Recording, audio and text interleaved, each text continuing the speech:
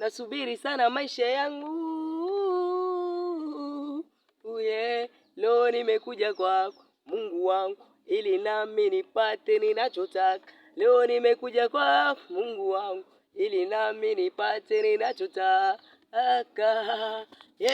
Nasubiri sana maisha yangu. Sina kazi, sina gari, sina nyumba, lakini nina mke pamoja na mtoto. Najiuliza vipi na waleaji wanangu wakati mimi mwenyewe sina kazi, sina wazazi, sina kazi. Najikuta niko hoi peke yangu kwa hii dunia. Baba Mungu ulisema kwamba mtu akikula mbao hauwezi mwimanya. Sikuma mbele zako nachohitaji mkono wako wa rehema, inifike niusebike niandike bali zifike.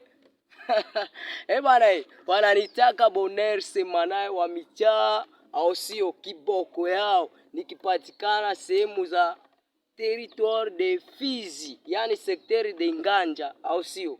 Vipi wanangu? Big up sana.